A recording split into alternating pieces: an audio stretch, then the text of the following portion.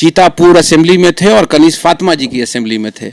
हमने नौजवानों से बात किया, नौजवान बोल रहे थे कि भाई महंगाई, गरीब परिवार बोल रहा था महंगाई इतनी है कि हमको अपना परिवार चलाना मुश्किल हो रहा है। मगर यहाँ पे बात होती है सिर्फ उन्माद पैदा करने की, हिंदू मुसलमान को बांटने की। कांग्रेस की लीडरशिप ने यहाँ पर जो गारंटी दिया है, 5 गारंटी जी की, कि हम नफरत के बाजार में मोहब्बत की दुकान खोलने निकले। पॉलिटिक्स मुद्दे पे आई। दूसरा एक सबसे इंपॉर्टेंट डेवलपमेंट मैं बताऊं क्या हुआ, जैसे ओवैसी जैसे या जनता दल सेकुलर को मुसलमान वोट क्यों नहीं दिया। राहुल जी और कांग्रेस पार्टी ने एक बहुत बेहतर डिसीजन लिया कि एक नौजवानों की आवाज़, मुसलमानों का एक चहेता इंसान जिसने हमेशा इश्यूज़ पे लड़ाई लड़ी, उनको राज्यसभा भेजा। और राज्यसभा में जो इमरान प्रताप गढ़ी ने अपने वक्तव्य को रखा, जो सदन की बात ज़्यादा दूर तक जाती है, सड़क पे तो हम बोलते थे, जब सदन में पावरफुल तरीके से उन्होंने हर मुद्दे पे बात की। जब वो इलाहाबाद यूनिवर्सिटी की फ़ीस हाइक पर बात कर रहे थे, जब जवाहरलाल नेहरू यूनिवर्सिटी के बारे में बात कर रहे थे, जब बुनकर्स के बारे में बात कर रहे थे, जब एएमयू के बारे में बात कर रहे थे, तो ओवैसी जैसे उन्मादी का नैरेटिव ख़त्म हुआ चुनाव से। आप लोग ओवैसी को उन्मादी क्यों, आप लोग जो है मतलब के सौतन का सिंदूर का इतना रोना क्यों रोते हैं? प्रदर्शन हो रहा तो यही पहलवान जो है वहां पर कह रहे थे कि दिल्ली पुलिस लठ बजाओ। बबीता जो इनकी सिस्टर है वो कह रही थी कि तुम्हारे यहाँ फैला हुआ होगा मतलब किसी जानवर से। हमारे यहाँ जो शब्द सुअर वाला भी तब कई इस्तेमाल हो गया। तो वैसे साहब क्यों जाएंगे, या कोई मुसलमान क्यों समर्थन करेगा जिसको बाद में या पुराने दिनों में इन तरह के शब्दों से जोड़ा गया हो? और हम जिस धर्म के मानने वाले हैं उसमें कहा जाता है कि कल का भूला अगर घर वापस आता है तो वो घर वापस आ गया। अगर कोई इंसान अपनी गलती पे नादिम हो जाता है तो हमें माफ करने का अधिकार है। तो ये कांग्रेस है। तो कनीज फातिमा जीती और हिजाब का जो मुद्दा था, मुस्लिम रिजर्वेशन एंड करने का अमित शाह ने जो बात करा था, तो क्या आप कनीज फातिमा जैसे और भी हिजाबी लड़कियां या हिजाबी महिला सदन में पहुंचेंगी? तो आपको इसी से पता चल जाना चाहिए पत्रकार महोदय कि इब्तिदाए इश्क खैर होता है क्या, आगे आगे देखिए होता है क्या। कर्नाटक इलेक्शन ने एक बात स्पष्ट कर दिया है कि हिंदू मुस्लिम राजनीति का शायद अब देश में दी एंड हो रहा है, क्योंकि जिस तरह से कर्नाटक में पोलराइजेशन हुआ उसके बावजूद कांग्रेस की जो जीत देखने को मिली वो कहीं ना कहीं प्रशंसनीय है। एक सवाल ये भी है कि बीसी नागेश जिसने तिप्तूर का जो विधायक था उसकी जमानत जब्त हो गई है, और वो वही व्यक्ति है जिसने 2022 में उडुपी में हिजाब पर प्रतिबंध लगाया था। और वो महिला कनीज फातिमा जो हिजाब के समर्थन में उतरी थी, वो जो है अपना इलेक्शन गुलबर्गा से तकरीबन 3000 के वोट शेयर से जीतने में सक्षम हो जाते हैं। तो हमारे साथ जो है उमैर भाई है, झारखंड के इंचार्ज है, माइनॉरिटी के लीडर है, कांग्रेस से जुड़े हुए हैं, भारत यात्री भी रहे, राहुल जी के साथ चले। तो उमैर भाई, सबसे पहला ये कि कनीज फातिमा, चूंकि आप लोग मुस्लिम समाज को कांग्रेस में रिप्रेजेंट कर रहे हैं, तो कनीज फातिमा की बड़ी जीत और बीसी नागेश की हार, क्या ये दर्शा रहा है कि अब हिंदू मुस्लिम राजनीति का जो है दी एंड होने जा रहा है? देखिए पत्रकार महोदय, मैं खुद था गुलबर्ग में, मैं इंचार्ज था पार्टी की तरफ से, ऑब्जर्वर था डिपार्टमेंट की तरफ से, इमरान प्रताप गढ़ी जी ने बनाया था मुझे। चीतापुर प्रियांक खड़गे जी जो हमारे राष्ट्रीय अध्यक्ष के बेटे हैं, मैं वहाँ था। और कनीज फातिमा जी के विधानसभा में भी मैंने 2-3-4 प्रोग्राम किए। देखिए कर्नाटक की जनता उब गई है अब इस तरह की पॉलिटिक्स से। देखिए फ़ायदा क्या हुआ पॉलिटिक्स में, अगर आप इस चीज़ को सोचिएगा तो जितने धर्म की राजनीति करने वाले लोग हैं, जो पोलराइजेशन करते हैं ज़्यादातर धर्म के नाम पर, वो लोग इस मर्तबा उनको आसानी से शिकस्त दे पाई कांग्रेस। इसलिए एक तो भारत जोड़ो यात्रा 21 से 22 दिन हम लोग कर्नाटक में आदरणीय राहुल गांधी जी के साथ चले थे। तो भारत जोड़ो यात्रा ने का समर्थन जिस तरह से मिला था सड़क पर, वो नौजवान लड़के तमाम कास्ट और रिलीजन के बैरियर को तोड़ के अपनी जो परेशानी थी वो आके राहुल जी से बोल रहे थे। तो जो एक फियर साइकोसिस का माहौल डेवलप किया था वो ख़त्म हुआ, और जो नफ़रत की बात थी वो ख़त्म हुई, क्योंकि टैग लाइन यही थी राहुल जी की कि हम नफ़रत के बाज़ार में मोहब्बत की दुकान खोलने निकले। पॉलिटिक्स मुद्दे पे आई। दूसरा एक सबसे इंपॉर्टेंट डेवलपमेंट मैं बताऊं क्या हुआ, जैसे ओवैसी जैसे या जनता दल सेकुलर को मुसलमान वोट क्यों नहीं दिया। राहुल जी और कांग्रेस पार्टी ने एक बहुत बेहतर डिसीजन लिया कि एक नौजवानों की आवाज़, मुसलमानों का एक चहेता इंसान जिसने हमेशा इश्यूज़ पे लड़ाई लड़ी, उनको राज्यसभा भेजा। और राज्यसभा में जो इमरान प्रताप गढ़ी ने अपने वक्तव्य को रखा, जो सदन की बात ज़्यादा दूर तक जाती है, सड़क पे तो हम बोलते थे, जब सदन में पावरफुल तरीके से उन्होंने हर मुद्दे पे बात की, जब वो इलाहाबाद यूनिवर्सिटी की फ़ीस हाइक पर बात कर रहे थे, जब जवाहरलाल नेहरू यूनिवर्सिटी के बारे में बात कर रहे थे, जब बुनकर्स के बारे में बात कर रहे थे, जब एएमयू के बारे में बात कर रहे थे, तो ओवैसी जैसे उन्मादी का नैरेटिव खत्म हुआ चुनाव से। आप लोग ओवैसी को उन्वादी क्यों, आप लोग जो है मतलब के सौतन का सिंदूर का इतना रोना क्यों रोते हैं? मैं उन्वादी उस लाइन पे नहीं बोल रहा हूँ। आप मुझे एक बात बताइए, मुल्क की राजनीति मुद्दे पे होगी ना, हम बच्चों के एजुकेशन की बात करेंगे ना, उनके एम्प्लॉयमेंट की बात करेंगे ना, अपनी माँ बहन की सुरक्षा और न्याय दिलवाने की बात करेंगे ना। जो आज हमारी देश का मान सम्मान बढ़ाने वाली बच्चियां जिन्होंने ओलंपिक्स में गोल्ड मेडल जीता, वो आज सड़क पे बैठी हैं, उनको न्याय नहीं मिल रहा है। कौन जाता है उनके समर्थन में? कांग्रेस का नेता ही जाता है ना। ओवैसी साहब, हम उस बात जो नैरेटिव फिक्स करती है भारतीय जनता पार्टी, उसी पर वो खेलते हैं। किसी मसले का हल निकलेगा ना कि सोशल मीडिया पर ट्वीट करने से और उसी लाइन पर आप बात कीजिएगा और पैरेलल लाइन खींचने की कोशिश कीजिएगा। 80 और 20 की पॉलिटिक्स, तो नुकसान किसका होगा? भारत का नुकसान होगा। शाहीन बाग में जब प्रदर्शन हो रहा था तो यही पहलवान जो है वहां पर कह रहे थे कि दिल्ली पुलिस लठ बजाओ।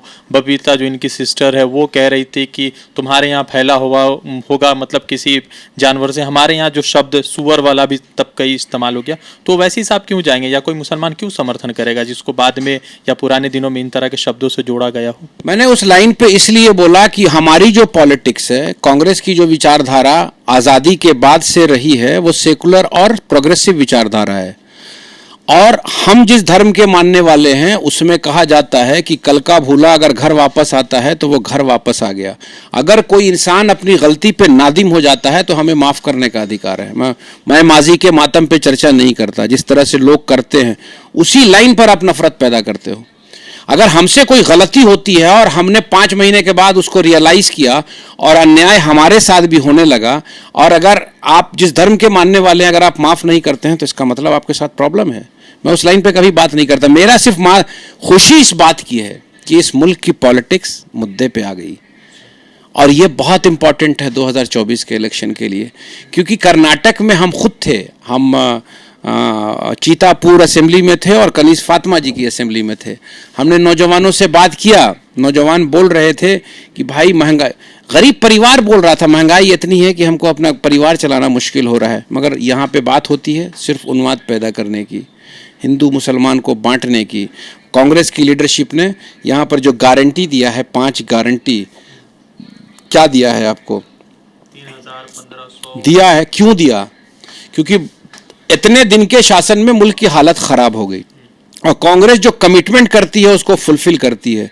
रिजल्ट आने के बाद हमारे सबसे बड़े जो सम्मानित नेता हैं राहुल जी ने कहा कि मैं इस बात का वादा करता हूं, हमारे राष्ट्रीय अध्यक्ष ने भी 5 गारंटी का कमिटमेंट किया है, वहां की लोकल लीडरशिप ने भी कमिटमेंट किया है, सिद्धारमैया जी ने भी कहा है, प्रियंका जी ने भी कहा, राहुल जी ने भी कहा। उन्होंने कहा कि पहली कैबिनेट में इस 5 गारंटी को हम इम्प्लीमेंट करेंगे।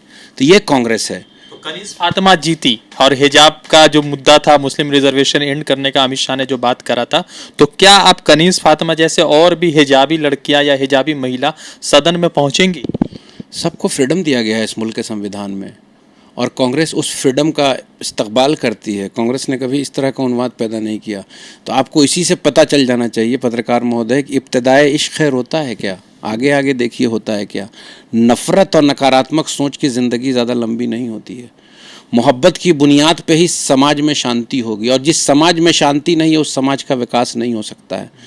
और नकारात्मक सोच से जो नैरेटिव पे हिंदुस्तान की पॉलिटिक्स को ले जा रही है भारतीय जनता पार्टी, आपको हम एक उदाहरण देते हैं। मार्टिन लूथर ने अपनी किताब में लिखा है कि जो शासक अपने शासनकाल में धार्मिक उन्माद पैदा करता है, समझो वो मुल्क बर्बाद हो रहा है। आदरणीय प्रधानमंत्री जी एक वाहिद नेता हैं जिस चीज़ का उन्होंने वादा किया था पिछले 9 साल में जस्ट उसके विपरीत काम किया है। मुल्क बर्बाद हो रहा है। राहुल जी ने कितनी अच्छी बात बोली। राहुल जी ने बोली कि लड़ाई थी, एक तरफ क्रोनी कैपिटलिज्म की शक्ति थी और दूसरी तरफ गरीब आवाम की मोहब्बत और ताकत थी हमारे साथ। तो भारतवर्ष की गरीब जनता जीत गई और पैसे वाले धनी मनी वैसे जो क्रोनी कैपिटलिस्ट हैं वो लोग हार गए। तो लड़ाई यहाँ है मैं और हम की। अमित शाह ने कहा, चूंकि सरकार तो बन गई है आपकी, अमित शाह ने कहा कि अगर कांग्रेस कर्नाटका में आएगी तो पूरा कर्नाटका जो है दंगा गिरस्त हो जाएगा। तो क्या है मतलब कि उस पर आप लोग क्या नियंत्रण रखेंगे? क्योंकि गृह मंत्री होने के नाते उनकी भी जिम्मेदारी बनती है कि स्टेट में किस तरह का लॉ एंड ऑर्डर रहे। दुर्भाग्य है इस मुल्क का, हमारे आदरणीय गृह मंत्री हैं, भारतवर्ष की 140 करोड़ जनता के गृह मंत्री हैं। जब गृह मंत्री अपने पॉलिटिकल मंच से इस तरह का वक्तव्य देता है तो आप सोच लीजिए कि आचार संहिता का घोर उल्लंघन है। गृह मंत्री का काम है लॉ एंड ऑर्डर को मेंटेन करना, और आप कैसे प्रेडिक्ट कर रहे हैं? इसका मतलब दाल में कुछ काला है, आपकी कुछ साजिश चल रही है। वक्तव्य से तो यही समझ में आता है ना। आपको तो अपना रिपोर्ट कार्ड देना चाहिए। मुल्क की आज़ादी के बाद जब संविधान बना तो लोकतांत्रिक व्यवस्था है ना पत्रकार महोदय। हम अपना बहुमूल्य वोट देके आपको अपना प्रतिनिधि चुनते हैं, तो आपके ऊपर हमारी क्या आशा है कि आप हमको रोटी, कपड़ा और मकान, रोजगार इसकी बात करो, मेरी माँ बहन की सुरक्षा की बात करो, न्याय की बात करो, समाज में अंतिम पैदान पे जो इंसान बैठा है उसको मेन स्ट्रीम में लाने की बात करो। कहाँ इन चक्करों में पड़ के इस सुंदर हिंदुस्तान को बर्बाद किया जा रहा है। तो देखिए 21वीं सदी का सच्चा गांधी जो निकला था कन्याकुमारी से और कश्मीर तक गया था, तो वो जो उसकी जो शुरुआत है ना वो कर्नाटक से शुरू हो गई। मैं पता है जिस रूट से हम लोग भारत यात्रा के दौरान गुजरे थे, वहाँ की 90% सीट पर कांग्रेस जीती है चुनाव। इसका मतलब भारतवर्ष में मोहब्बत की दुकान ही खुलेगी, नफरत की बुनियाद पर राजनीति नहीं होगी। नगर पालिका का चुनाव हुआ, जिस तरह से कांग्रेस, मुसलमानों का एक वोट शेयर कांग्रेस के लिए हुआ करता था, मुसलमान जो है कांग्रेस को पहली नज़र में देखते थे, मगर हालिया दिनों में जब स्टेट्स के चुनाव हुए, चाहे पश्चिम बंगाल, फिर उसके बाद उत्तर प्रदेश, तो ये सारा वोट शेयर जो है कहीं ना कहीं क्षेत्रीय पार्टी में बटा। अभी नगर पालिका का चुनाव हुआ तो मुरादाबाद, सहारनपुर, मेरठ, इन सब जगहों में कांग्रेस के लिए की उम्मीद बढ़ी है। तो क्या 2024 में कांग्रेस के तरफ देश का मुसलमान या उत्तर प्रदेश का मुसलमान आ रहा है? देखिए मैं एक बात बताता हूँ, इतनी बड़ी लकीर खींच दिया गया है। जो लोग गलतफहमी में अपने पुराने मकान को छोड़ के इधर उधर किराए के मकान में चले गए थे, खासकर हम अपनी कम्युनिटी की बात कर रहे हैं, उनको इस चीज़ का बखूबी एहसास हो गया है कि आपस की लड़ाई होती है तो झगड़े की वजह से घर नहीं छोड़ा जाता है। पूरे हिंदुस्तान का ये मुसलमान खासकर मन बना चुका है। और जिस तरह का हमारा डिपार्टमेंट AICC माइनॉरिटी डिपार्टमेंट की लीडरशिप, हमारे राष्ट्रीय अध्यक्ष काम कर रहे हैं, और जो हर इश्यूज़ पे सदन में भी बात बोल रहे हैं और सड़क पर भी बोल रहे हैं, जब किसी तरह की समाज के किसी वर्ग पर एट्रोसिटीज़ होती है, तो आप बताइए ना पत्रकार महोदय, कांग्रेस के अलावा कौन बोलता है? तो हम वोट अगर किसी को देते हैं, उन्वाद में लाके अगर किसी ने हमसे वोट ले लिया, तो फिर बाद में हम रियलाइज करते हैं कि उसका हमको नुकसान हुआ। इसलिए चलेगा नहीं, आप लौट चले, और पूरे हिंदी मुसलमान है वो कांग्रेस में ही लौटेगा। और जो भी पार्टियां, मैं तो डंके की चोट पर भारत जोड़ो यात्रा के दरमियान भी बोला था,